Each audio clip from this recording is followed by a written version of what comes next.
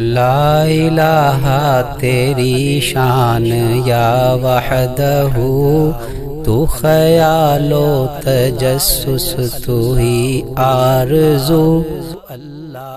کامیابی کا معیار ایک ہی ہے، اور وہ یہ ہے کہ صحیح ایمان کے ساتھ نبی کریم صلی اللہ علیہ وسلم کی سنتوں پہ عمل کرنا۔ اللہ تعالیٰ نے کامیابی کو نبی کریم صلی اللہ علیہ وسلم کی سنتوں کے ساتھ جوڑ دیا ہے۔ ایمان و یقین صحیح ہو، عقائد صحیح ہوں، نبی کریم صلی اللہ علیہ وسلم کی سنتیں انسان کو جنت میں لے جائیں گی۔ حدیث شریف میں اس کا مفہوم ہے، میرا ہر امتی جنت میں جائے گا مگر وہ جس نے انکار کیا۔ کسی نے پوچھا کہ جنت میں جانے سے کون انکار کرے گا؟ فرمایا کہ جس نے میری اطاعت کی وہ جنت میں جائے گا، اور جس نے میری اطاعت نہیں کی اس نے انکار کیا۔ مطلب یہ کہ وہ جنت میں جانا نہیں چاہتا، سیدھی سی بات ہے۔ ہمارا حال یہ ہے کہ ہم جنت میں جانا چاہتے ہیں، لیکن جنت کے اپنے آپ کو ٹھیکیدار سمجھتے ہیں، لیکن ہم کام فساق، فجار اور کفار جیسے کرتے ہیں۔ جنت کو اللہ تعالیٰ نے کس چیز سے ڈھانپ دیا؟ جب جنت کو بنایا اللہ نے تو حضرت جبریل علیہ السلام کو فرمایا کہ جاؤ دیکھ کر آؤ میری جنت۔ اللہ تعالیٰ نے جنت کو ایسا بنایا ہے اور ایک بات کہہ کر بات ہی مکا دی ہے کہ نہ کسی آنکھ نے وہ دیکھی ہیں نعمتیں، نہ کسی کان نے سنی ہیں، نہ کسی کے دل پر اس کا وہمہ گزرا ہے کہ اللہ تعالیٰ نے اہل جنت کے لیے کیا کیا سامان عیش تیار کر رکھا ہے۔ حضرت جبریل علیہ السلام نے جنت کی سیر کی اور واپس آ کر عرض کیا اے اللہ، میں نے تیری جنت دیکھی، وہ تو ایسی جنت ہے جو کوئی بھی اس کا تذکرہ سن لے گا اس میں جانے کی پوری کوشش کرے گا۔ اللہ تعالیٰ نے جنت کو مجاہدوں سے ڈھانپ دیا، تکلیفوں سے ڈھانپ دیا۔ مجاہدے کرو اور جنت میں جاؤ، تکلیف برداشت کرو، صبر کرو، جنت میں جاؤ، نمازیں پڑھو، نفس کے خلاف کرو گے تو جنت میں جاؤ گے۔ پھر فرمایا کہ اب دیکھ کر آؤ۔ حضرت جبریل علیہ السلام گئے اور جا کے جنت کو دیکھا تو وہ ڈھانپی ہوئی ہے، ڈھانپ دی گئی ہے مجاہدوں سے، تکالیف سے۔ واپس آ کر عرض کیا اے اللہ، اب تو مجھے ڈر ہے کہ اب اس میں کوئی جا ہی نہیں سکے گا۔ انسان کو جو بنایا نا اس کے اندر نفس کو ودیت کر دیا، اس کے اندر نفس کو رکھ دیا اللہ نے۔ تو حضرت جبریل علیہ السلام چونکہ جانتے تھے کہ انسان کو اللہ نے ایسے بنایا ہے، یا اللہ نے پہلے ہی ایک علم دے دیا تھا کہ یہ چیزیں بندوں میں ہوں گی، تو اس کو مد نظر رکھتے ہوئے حضرت جبریل علیہ السلام نے کہا کہ اے اللہ، اب تو مجھے ڈر ہے کہ کوئی بھی اس میں نہیں جا سکے گا، کہ یہ تو مجاہدے ہونے نہیں ان بندوں سے۔ اور پھر فرمایا کہ جاؤ میری جہنم دیکھ کر آؤ۔ جہنم دیکھی تو وہاں کا عذاب، وہاں کی تکلیفیں، سانپ بچھو، وہاں کی آگ، اللہ ہم سب کی حفاظت کرے۔ واپس آ کے عرض کیا اللہ، میں نے تیری جہنم کو دیکھا ہے، جو اس کا تذکرہ سن لے گا وہ اس سے بچنے کی پوری کوشش کرے گا۔ اللہ تعالیٰ نے لذات سے اس کو ڈھانپ دیا، نافرمانیوں سے اس کو ڈھانپ دیا۔ پھر فرمایا کہ اچھا اب جا کر دیکھو۔ حضرت جبریل علیہ السلام نے جا کر جب دیکھا، واپس آ کے عرض کیا اے اللہ، اب تو مجھے ڈر ہے کہ کوئی اس سے بچے گا نہیں، اس میں جائیں گے لوگ، دھڑا دھڑ اس کے اندر جائیں گے لوگ، اس لیے کہ یہ اس کے اندر، اس انسان کے اندر جو ایک خواہش نفس کو رکھ دی ہے اللہ تعالیٰ نے، اس خواہش نفس کی پیروی کریں گے۔ جب خواہش نفس کی پیروی کریں گے، اللہ کی نافرمانی کریں گے، تو پھر جہنمی ان کا ٹھکانہ ہوگا۔ تو فرمایا کہ جو گناہوں سے بچے گا، نفس کے خلاف چلے گا، وہ جائے گا جنت میں، اور جو نفس کی پیروی کرے گا وہ جائے گا جہنم میں۔ ایک حدیث قدسی میں ہے نا کہ اپنے نفس کے ساتھ دشمنی رکھو یا اپنے نفس کے خلاف کرو کہ یہ میری دشمنی پر کھڑا ہے۔ اللہ فرماتے ہیں یہ میری دشمنی پر کھڑا ہے، اس کے خلاف کرو۔ تو جو نفس کے خلاف شریعت کی پاسداری کرے گا، نفس کے خلاف، وہ جنت میں جائے گا۔ معاشرہ جو ہے وہ معاشرہ سارا خواہش نفس کی پیروی کر رہا ہے، اور سارا معاشرہ ننگا ہو رہا ہے، بے حیا ہو رہا ہے۔ لباس بھی جس نے لباس کپڑوں کا پہنا ہوا ہے، اس نے بھی اتنا ٹائٹ پہنا ہوا ہے کہ وہ بھی ننگوں کے حکم میں آ گیا ہے، کیونکہ ایسے لباس کی ممانت ہے جس سے جسم کی حیت نظر آئے۔ رکوع میں جا رہا ہے، پڑھ نماز رہا ہے، لیکن بے حیائی کے ساتھ پڑھ نماز رہا ہے، اپنی خواہش نفس کے ساتھ، سنت کے ساتھ نہیں۔ مجاہدہ سنت میں ہے، سنت پہ عمل کرو، اتنا سنت کے ساتھ محبت کرو کہ دل و جان سے پیاری ہو جائے سنت، دل و جان سے پیاری ہو جائے سنت۔ اور یہ میں کہا کرتا ہوں کہ جب تک ہم دیوانے نہیں بنیں گے اس وقت تک ہم سنت پہ بھی عمل نہیں کر سکیں گے۔ دیوانہ بننا پڑے گا، جس سے محبت ہو جاتی ہے نا، کسی کی ملامت کی پرواہ نہیں کرتا انسان۔ عاشق بنیں گے سنت سے، سنت کے، جو سنت کا عاشق وہ نبی کریم صلی اللہ علیہ وسلم کا عاشق، اور جو نبی کریم صلی اللہ علیہ وسلم کا عاشق وہ اللہ کا عاشق، جو اللہ کا عاشق وہ جنت میں نبی کریم صلی اللہ علیہ وسلم کے ساتھ ہوگا۔ لوگوں کی ملامت کی پرواہ کرنا چھوڑ دیں، تھوڑی سی زندگی ہے، جب آخری سانس آئے گا اور سامنے فرشتے نظر آئیں گے اس وقت یہ تمنا کرے گا کہ اے اللہ مجھے دنیا میں واپس بھیج دے، اب میں سنتوں پہ عمل کر کے آؤں گا، تیرے حکم پہ پیروی کروں گا میں۔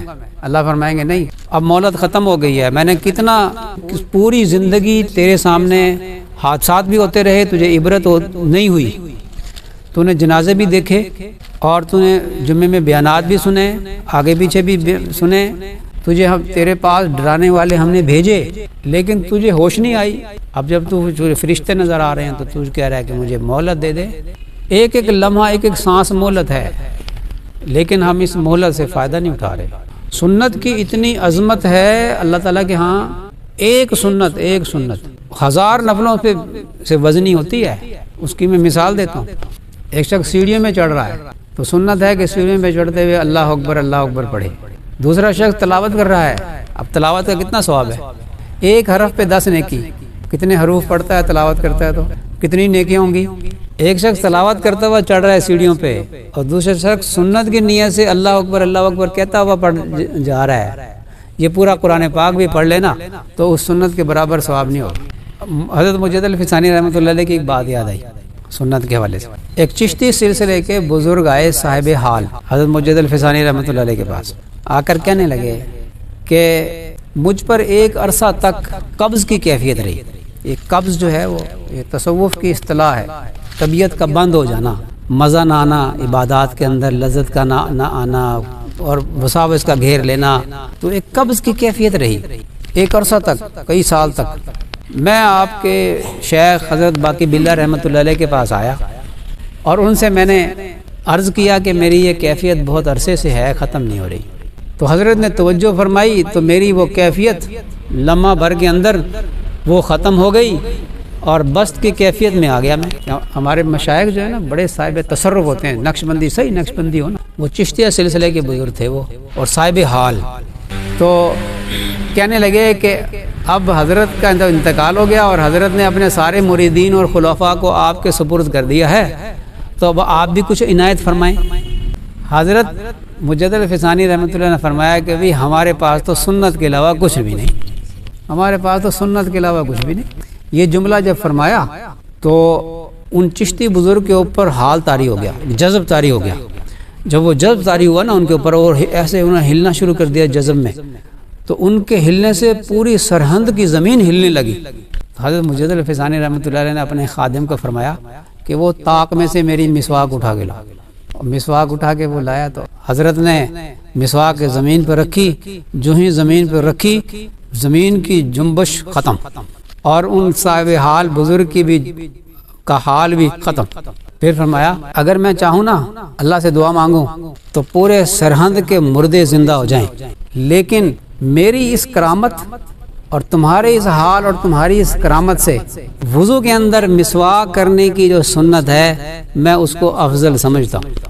حضرت مجد الفسانی رحمۃ اللہ علیہ فرمایا کرتے تھے کہ 10 سال تک محنت کی ہے، اللہ نے جو کام لینا تھا لیا، لیکن اب تو ایک ہی تمنا ہے کہ اللہ تعالیٰ کسی سنت کو زندہ کرنے کی توفیق عطا فرما دے۔ سنتوں کی اتنی، ایک شخص گناہوں سے بچتا ہو، نفلیں بھلے سے تہجد بھی نہ پڑھتا ہو، پڑھنی چاہیے۔ اللہ تعالیٰ کا قرب، اللہ کے اولیاء جو ہیں یہ 2 نمازیں نہیں چھوڑتے، چاشت کی نماز اور تہجد کی نماز۔ چاشت کی نماز کے بارے میں فرمایا اللہ کے ساتھ خاص تعلق والے چاشت کی نماز پڑھتے ہیں، پڑھنے چاہیے، ان کی فضائل اپنی جگہ ہیں۔ میں ایک اور بات کرنے لگا ہوں سنت کی اہمیت کے پیش نظر۔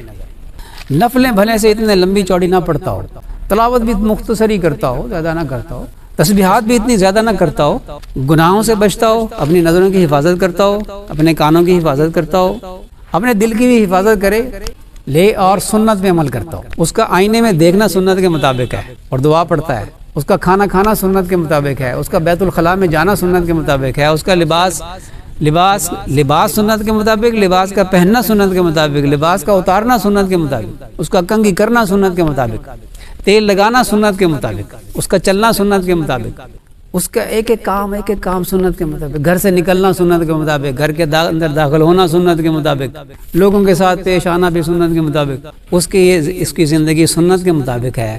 یہ شخص اس شخص سے افضل ہے جو گناہوں کی بھی پرواہ نہیں کرتا، نظروں کی بھی حفاظت نہیں کرتا، تسبیحات لمبی لمبی کرتا ہے، روزانہ 12 تسبیحاں لا الہ الا اللہ کی پڑھتا ہے، اور روزانہ جو ہے وہ 10 سپارے پڑھتا ہے، تلاوت کرتا ہے، لیکن گناہوں سے بچتا نہیں ہے اور سنت پہ عمل کرتا نہیں ہے۔ اس کا دسترخوان پہ بیٹھنا سنت کے مطابق نہیں، چوکڑی مار کے بیٹھ کے کھاتا ہے یا میز کرسی پہ کھاتا ہے۔ تو سنتوں پہ عمل کرنے والا اللہ کے ہاں محبوب ہے۔ جو یہ قرآن پاک کی آیت جو ہے قُلْ إِن كُنتُمْ تُحِبُّونَ اللَّهَ فَاتَّبِعُونِي يُحْبِبْكُمُ اللَّهُ وَيَغْفِرْ لَكُمْ ذُنُوبَكُمْ۔ لوگ کہتے ہیں زیارت نبی کریم صلی اللہ علیہ وسلم کی زیارت ہو جائے اور بڑا کوئی وظیفہ بتا دیں، بڑے بڑے بزرگوں سے وظیفے پوچھتے ہیں، وہ بتاتے ہیں کہ صلی اللہ علیہ وسلم کا ایک نصاب کر لو، پھر ساری دعا قبول ہوگی، دعائیں قبول ہوں گی، زیارت بھی نصیب ہوگی۔ شوق بڑا ہوتا ہے۔ مجھ سے کوئی پوچھتا ہے نا تو ایک ہی وظیفہ بتاتا ہوں میں، اور وہ ہے سنتوں سے محبت۔ میں پہلے بھی شاید یہ بیان کر چکا، اس وقت زیارت نصیب ہوئی جب نالین شریفین کی سنت پہ عمل کرنے کے لیے، اس کی زیارت کرنے کے لیے میں نے جھنگ سے سکھر کا سفر کیا۔ جب شوق چڑھا نا کہ میں نے امامہ بھی باندھنا شروع کر دیا، لباس بھی جو ہے گھٹنوں سے نیچے موٹی پنڈلی تک کا پہننا شروع کر دیا۔ اب یہ ہوا کہ بھی سنت جتی سنت کے مطابق ہو، پتہ چلا کہ سکھر میں ایک بزرگ نے بنوائی تھی، تو میں نے جھنگ سے سکھر کا سفر کیا۔ میں اس وقت، میری عمر اس وقت 16 سال کی تھی۔ انہوں نے زیارت کوئی نہیں کروائی، جس کا مجھے جو ہے قلق ہوا، افسوس ہوا۔ وہ دل پہ جو چوٹ لگی نا، اس پہ پھر زیارت نصیب ہوئی۔ کوئی وظیفہ نہیں کیا۔ وہ ایک بزرگ تھے نا، وہ دعا کرتے تھے، زیارت کی مستجاب الدعوات تھے، تو وہ جس کے لیے دعا کرتے تھے نا، اس کو زیارت ہو جاتی تھی۔ ہم نے بھی ایک ایسے بزرگ کی زیارت کی ہے، حضرت بابو جی عبداللہ صاحب میر پور خاص والے رحمۃ اللہ علیہ، ان کی زیارت بھی کی، ان کے پاس بیٹھے بھی، بیٹھنے کا شرف حاصل ہوا۔ وہ جس کے لیے دعا کرتے تھے اس کو زیارت ہوتی تھی۔ یہ قصہ پرانا ہے یا پھر بنائی ہوئی بات ہے، لیکن ہے بڑی مزیدار۔ ایک دن ان کی بیوی کہنے لگی کہ آپ اتنے لوگوں کو زیارت کرواتے ہیں، آپ مجھے کبھی نہیں زیارت کروائی۔ اچھا، فیس لیتے تھے بڑی بھاری زیارت کروانے کی، تو فرمانے لگے کہ تو میری شرط نہیں پوری کر سکتی۔ کہ جی کیا شرط ہے آپ کی؟ شرط یہ ہے کہ میں جب گھر آؤں گا نا، تو اس سے پہلے تو نئی نویلی دلہن بن کے بیٹھ جانا۔ بوڑھیا تھی، یہ شرط۔ اس نے کہا یہ کون سا مشکل ہے، میں بن جاؤں گی۔ وہ جناب میک اپ شیک اپ کیا، اس نے نیا جوڑا پہنا اور دلہن بن کے نا گھر بیٹھ گئی۔ بزرگوں نے کیا کیا، وہ اس کے بھائی کو لے آئے۔ اس کے بھائی کو لا کے نا گھر میں آ کے اس کے بھائی کو کہتے ہیں دیکھ تیری بہن جو ہے نا اس بڑھاپے میں اس کو کیا پڑی ہوئی۔ اس پہ جو ہے نا ان کو بڑی تکلیف ہوئی کہ دیکھو آپ کے کہنے کی وجہ سے تو میں نے یہ کیا تھا، تو بہت روئی۔ رات کو ہی زیارت نصیب ہو گئی۔ اگلے دن کہتے ہیں یہ کیا راز کی بات ہے؟ فرمایا بات یہ ہے کہ میں لوگوں سے لیتا ہوں فیس، جب فیس لیتا ہوں نا بھاری فیس، تو ان کے دل پہ ذرا لگتی چوٹ، مال خرچ کرتے ہوئے ذرا دل کو چوٹ لگتی ہے۔ میں ان سے مال لے کے ان کا دل توڑتا ہوں۔ جب وہ دل توڑتا ہے نا کسی کا، اما یجیب المضطر اذا دعا، اس کے مطابق جو ہے میں دعا بھی کرتا ہوں، اس کی چاہت بھی ہوتی ہے، میں بھی دعا کرتا ہوں، تو اللہ تعالیٰ اس کو رات کو زیارت کروا دیتا ہے۔ یہ اس میں راز ہے۔ اور تجھے میں کہتا کہ فیس جمع کرا، تو تو نے تو میرے پیسوں سے دینا تھا نا، تیرے تو دل کو چوٹ لگنی نہیں تھی، تو اس لیے میں نے ہلا کیا تھا کہ تیرے دل کو لگے چوٹ، اور پھر میں دعا کروں، پھر تجھے زیارت ہوگی۔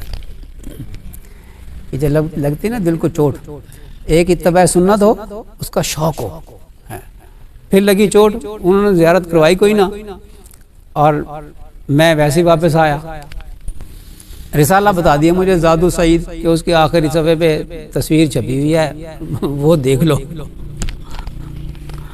اللہ اکبر کبھی۔ تو اتباع سنت جو ہے وہ اللہ تعالیٰ کی محبوبیت دلاتی ہے اور جنت میں اعلیٰ درجات دلاتی ہے۔ اور اس دور میں دیکھیں سنت کا کتنا تقابل، میں نے بتایا 1000 نفل ہوں تو ایک سنت کا مقابلہ نہیں کر سکتے، اور اس دور میں جب سنت پہ عمل کرنا مشکل ہے، اس دور میں جو ایک مردہ سنت کو زندہ کرے گا اللہ تعالیٰ اس کو 100 شہیدوں کا ثواب عطا۔ ایک سنت کا اجر اتنا ہے کہ 1000 نفلوں سے بھاری، تو 100 شہیدوں کا ثواب کتنا ہوگا؟ لیکن آپ دیکھ لیں کتنا میں بیان میں زور لگاتا ہوں لیکن عمل میں نہیں آتا، اس لیے کہ ہم نفس کے بندے ہیں، ہم نے اپنے نفس کی دشمنی نہیں اختیار کیا۔ اللہ تعالیٰ ہمیں اتباع سنت کی توفیق عطا فرمائے، عمل کی توفیق۔ اللہ سے مانگتے رہا کریں، اللہ ہمیں سنت کی توفیق عطا فرمائے۔ ایسے نہیں ہوگا، اس معاشرے کے اندر مشکل ہے بھائی، اللہ سے مانگا کریں، اللہ سنت کی توفیق عطا فرمائے۔